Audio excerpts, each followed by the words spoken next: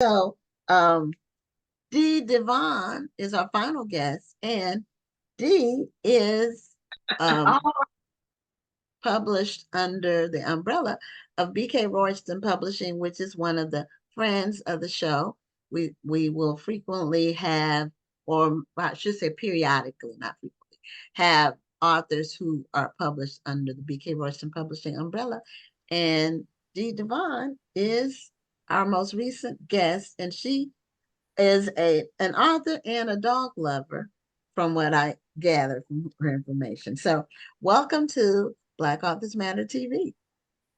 Hello, and thank you, ladies, for having me this evening. and thank you for being here.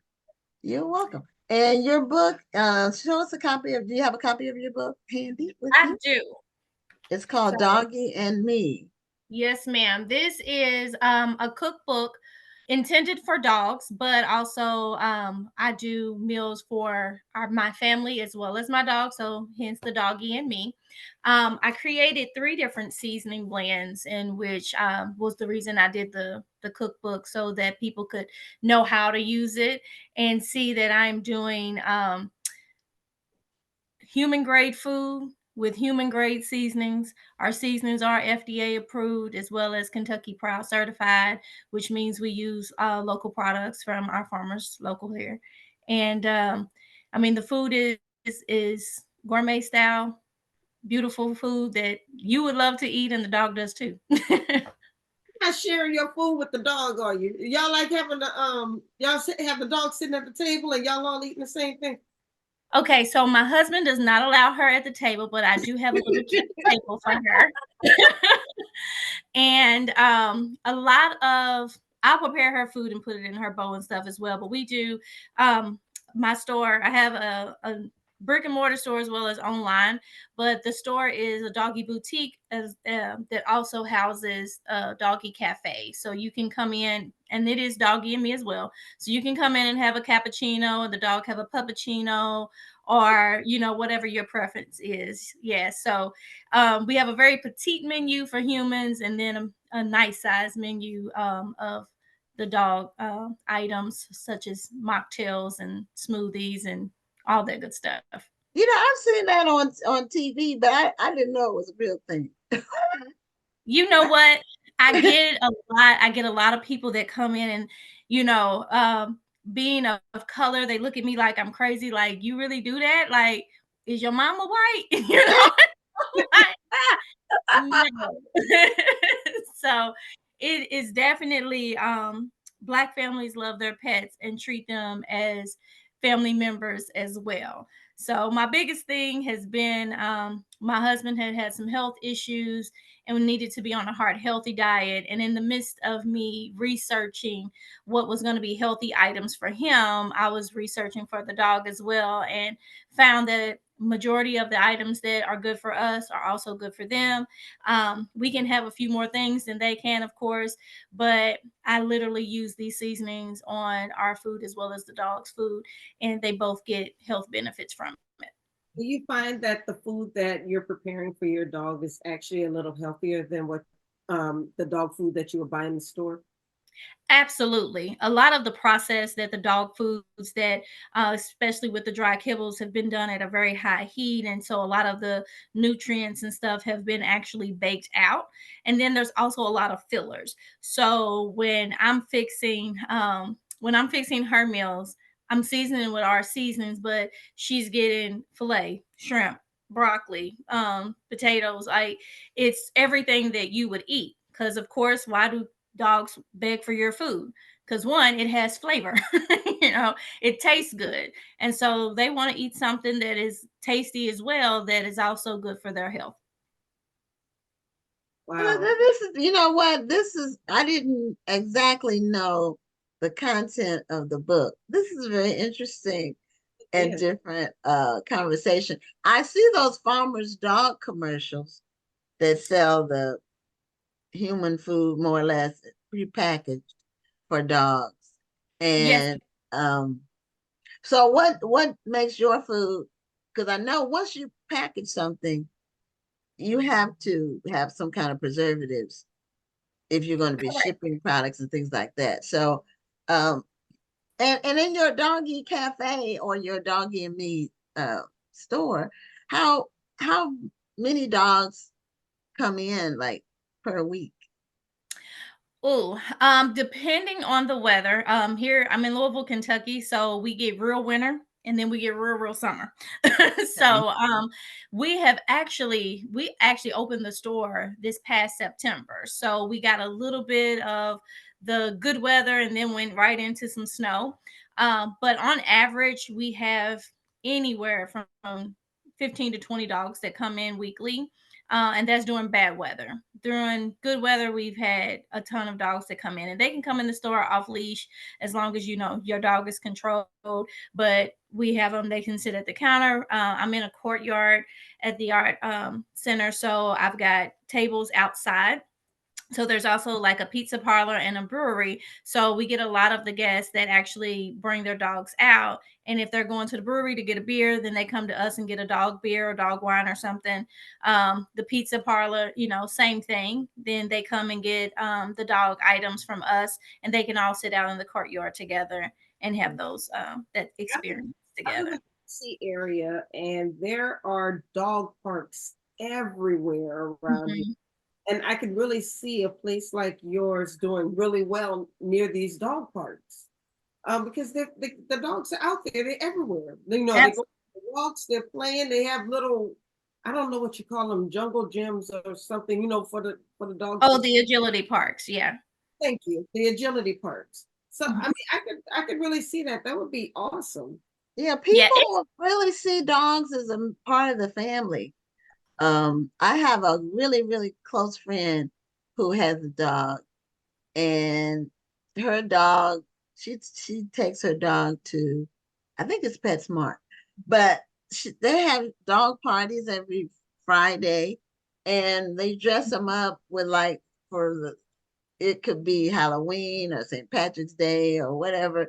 And I mean, and her dog is the most photogenic dog I've ever seen. I told her if I was an agent, I could get her a deal because but her dog has a best friend at the dog smart.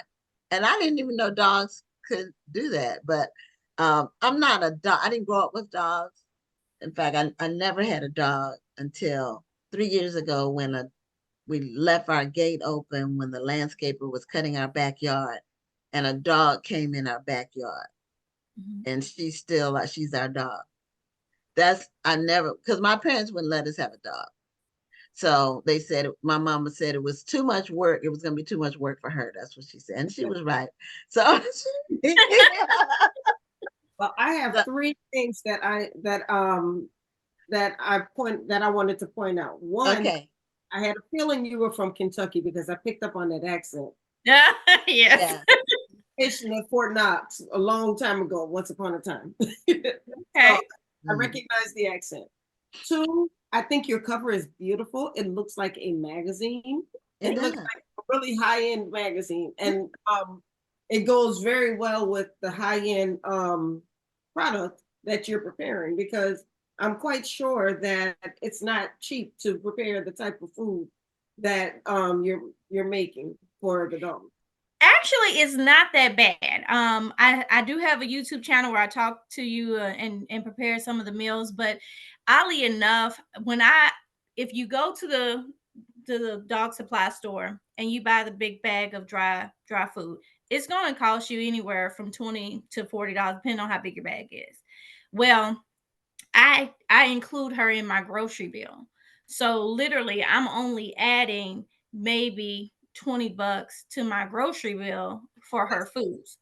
So I Okay. actually end up getting out a little cheaper because I'm buying, if I buy a couple chickens or some steaks and stuff like that, and I'm doing a variety pack, then I have what I'm preparing for my family and then I portion hers out. But I can make Okay. multiple meals out of what a serving for us would be. So I actually come out cheaper in the end. I Okay. Now, do you literally see a difference in the animal's behavior? Will people see that in terms of their agility, their energy, even their regularity in terms of? Absolutely, absolutely. I have a miniature schnauzer who that is who the book, the company, everything is named after is luxdior.co. And again, from the seasonings that we use, there's things in there that's like ginger and turmeric. You've got rosemary, basil, cilantro. You have all of these items, flaxseed and chia seed. So all of these things are helping with Oh, their bone structure, their cell generation and development, their digestive systems. Because you get a lot of these dogs that have food allergies, and then people are going through trying to test which foods that they can have. But the problem is you've had all this processed food, and same way the processed food, is junk to our system and ends up being junk to theirs. So now they come up with, now the dog has cancer, the dog has diabetes, the dog has all of these ailments.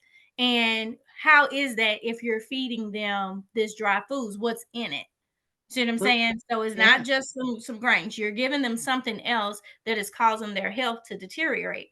So if I am tackling a lot of those things and doing some preventative measures, but then I'm also taking away all of the gook out of the food, because now she is getting a good source of meat. She's getting her vegetables. She can add in there's some fruits that are going in there, but then I'm doing the flax seed and chia seed and other grains, oats and stuff like that. Then she's getting all those other things that she needs.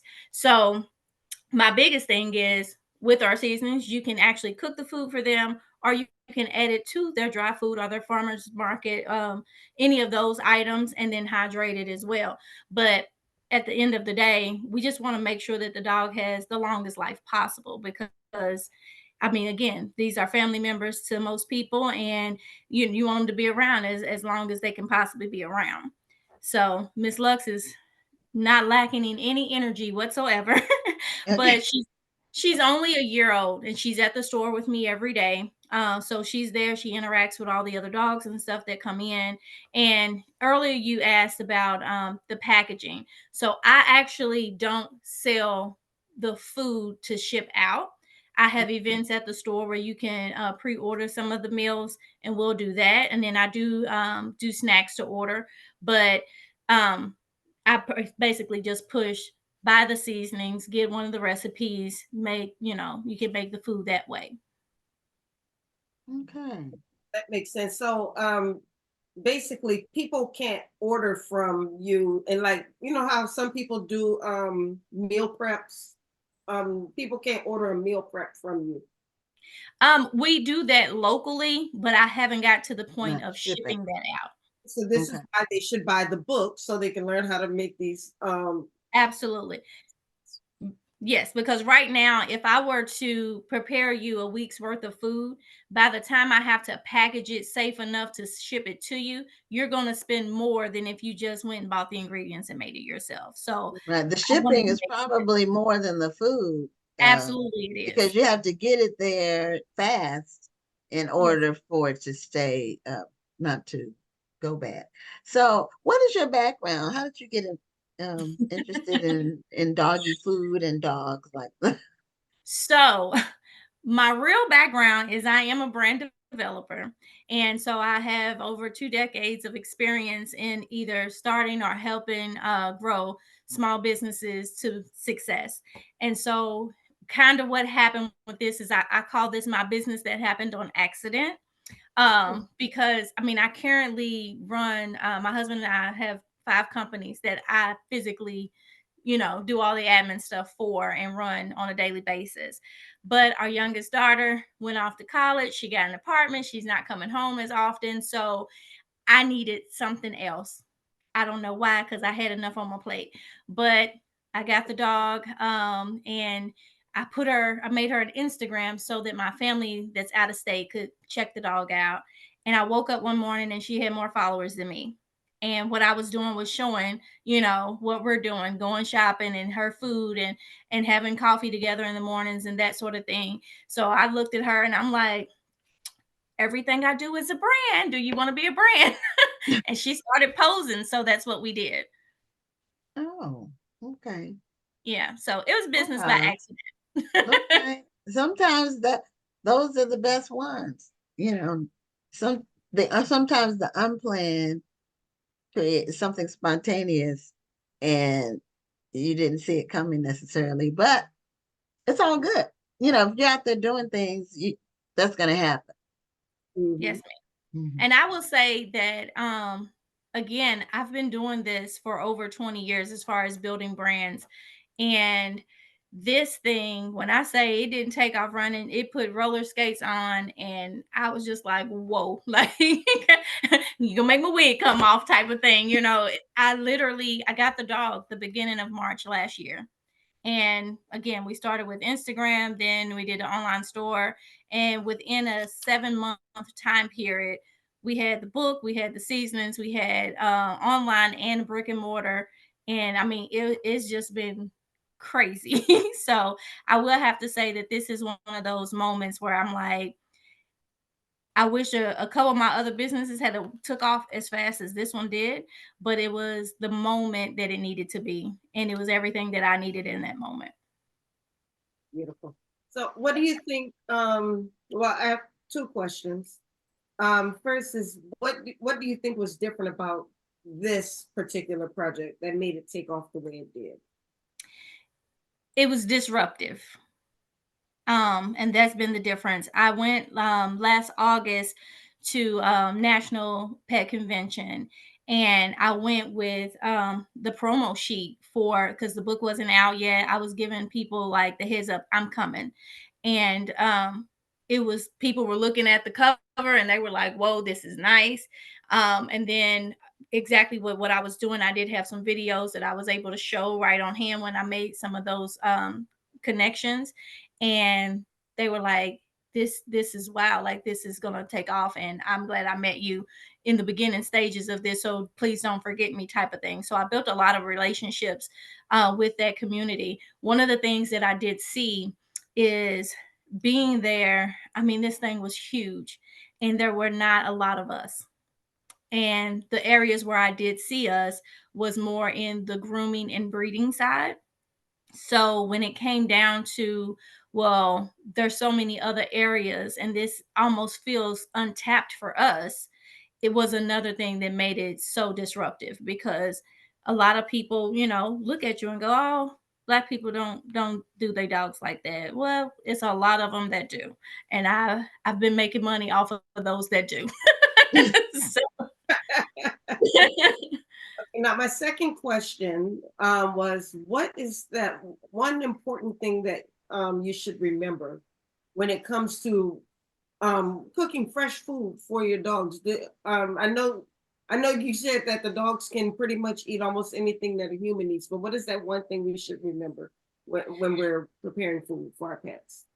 Well, I'm gonna say a couple things. One, remember that cooked bones splinter, so you don't want to cause an accident that way. So if you are cooking foods that have bones in it, remove the bones once it's done. If you're giving them any kind of bones, it needs to be raw, preferably even frozen for the most part. And then no onion, no garlic. So I mean, in my household, I season my food. I really season it. So I'm not putting any salts, any garlic, any onions, things of that nature that would eat up their stomach linings or upset their stomach.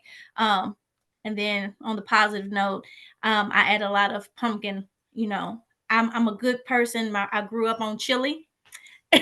And so we do a dog chili, and it's lentil with pumpkin puree and stuff like that. So even for people taking their dogs into more natural and human grade food, I would say add pumpkin to it, because that helps soothe their stomach and transition them over.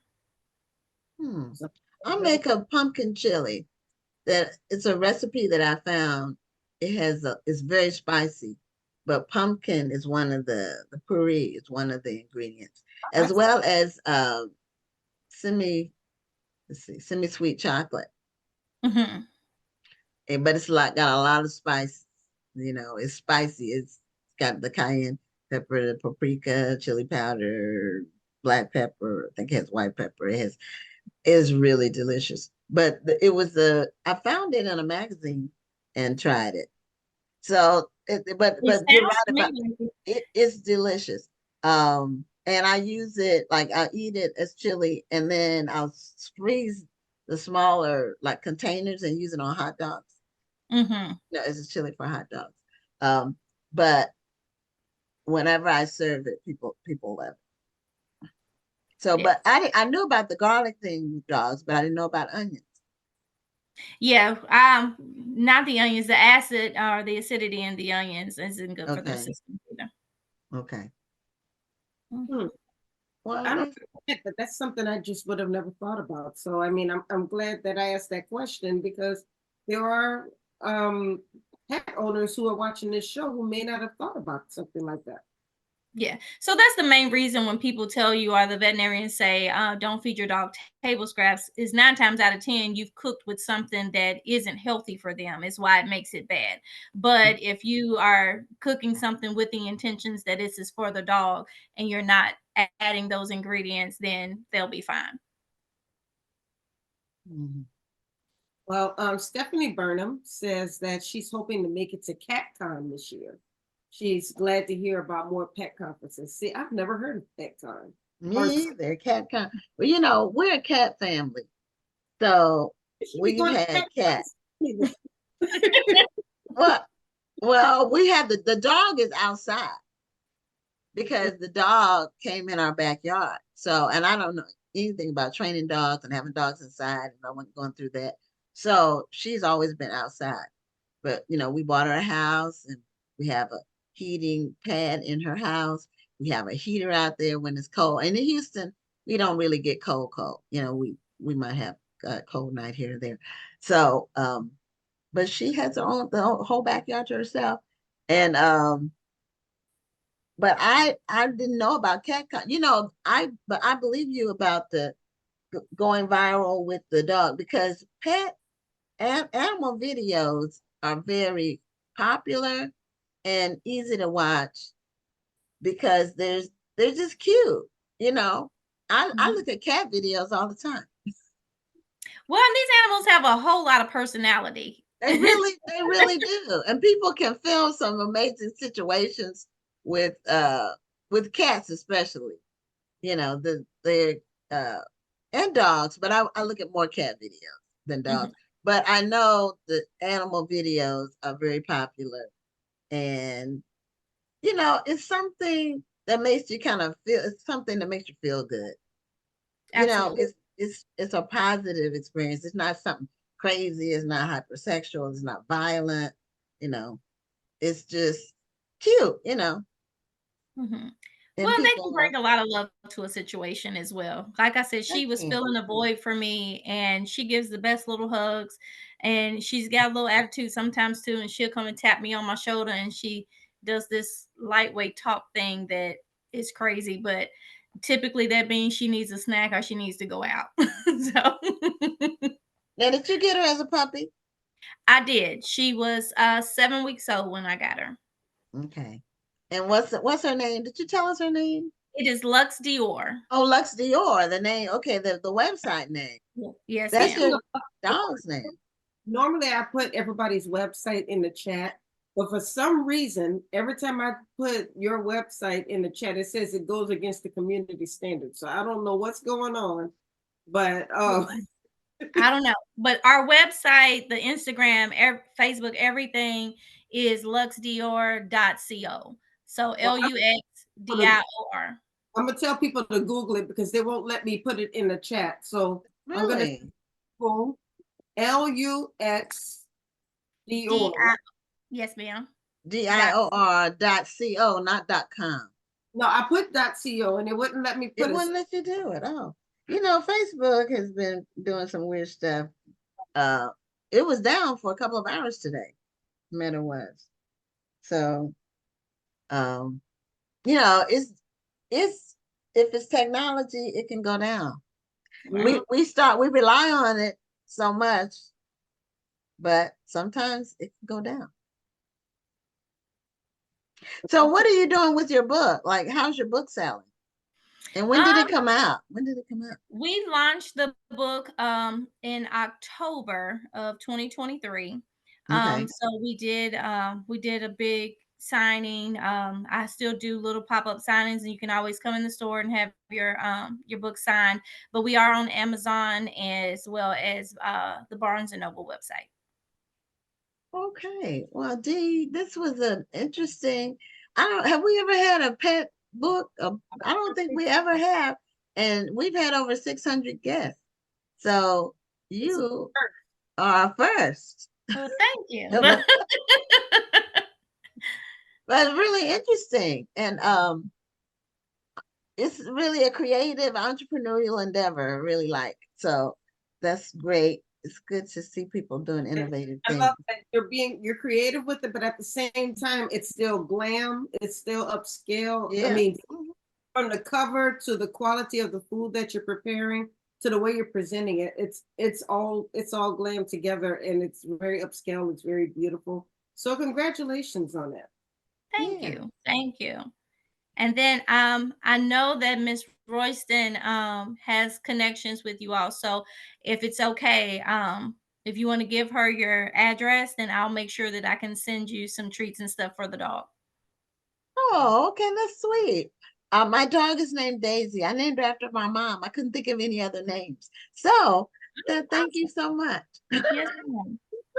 It's so sweet. Well, we're at the end of our show almost. We got one more minute left. So thank you so much, Dee, for being a guest on the show. And congratulations again. Thank you so much. Thank you. This was a treat and a pleasure being here. I actually watched the other segments as well, and I was sitting back like absolutely the right place to be in. Oh, thank you. Oh, For that. that's We sweet. appreciate Okay. it, and we appreciate you Good. taking the time to talk with us tonight. This was a fun interview. Mhm. Thank you. Thank you. I enjoyed myself as well. All right. Oh, Well, congratulations on everything that you're doing. You have a wonderful evening. Thanks once again for being on the show, and best wishes to you in all your future endeavors. Thank you so much. Have a great night. You too. okay, you too.